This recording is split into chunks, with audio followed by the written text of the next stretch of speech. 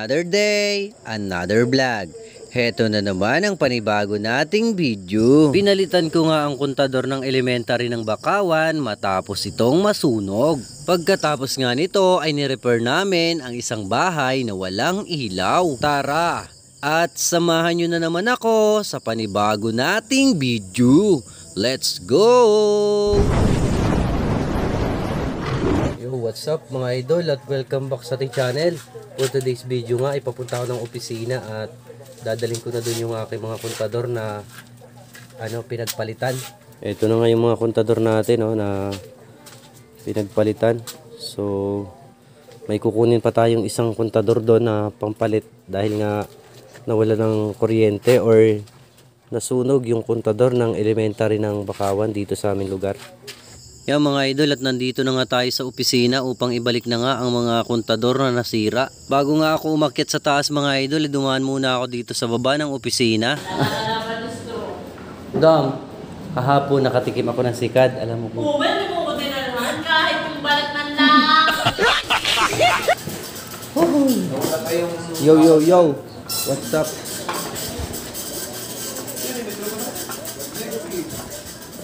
Bakawan School? Shout out kay Madam. Meron yan kay Master Roger.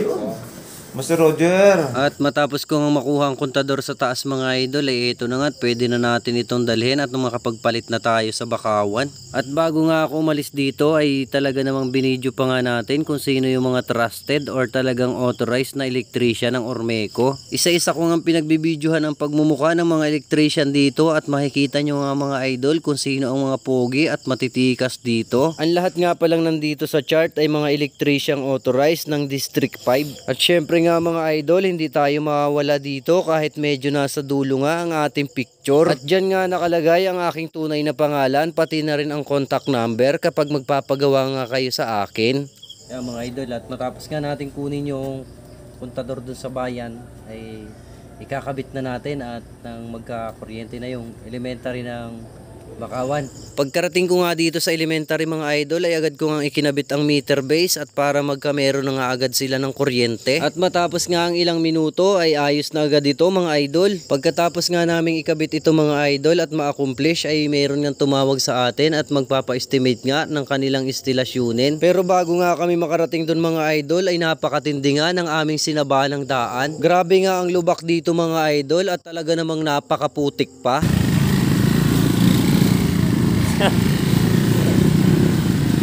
Nababa na kaya, Katrong?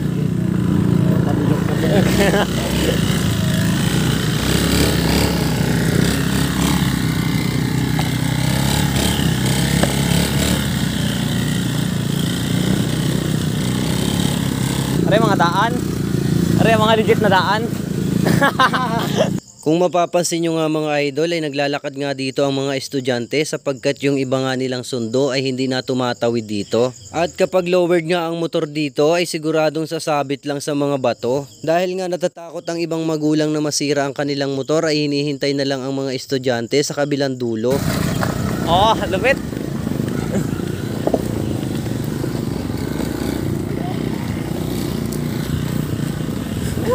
Ganda ng daan!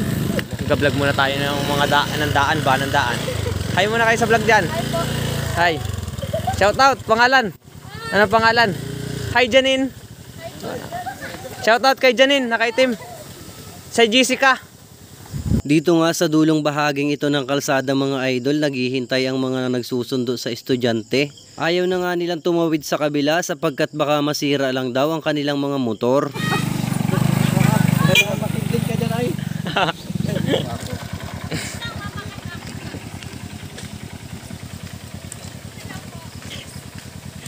Hi muna kayo dyan, mga idol. Ang ganda ng daan, no? Kasing gaganda. Oo.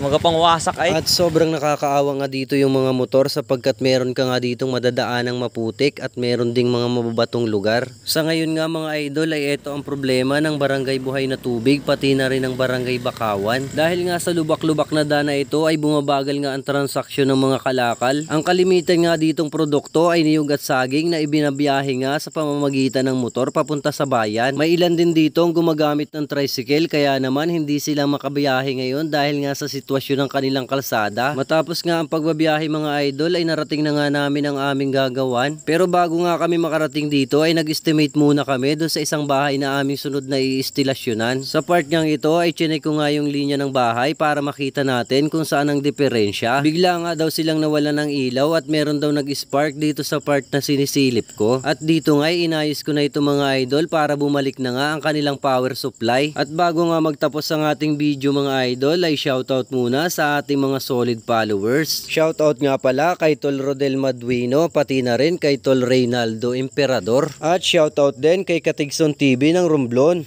Ito nga po ang ating latest video mga idol. Salamat sa panonood, salamat sa suporta. Ingat palagi. God bless.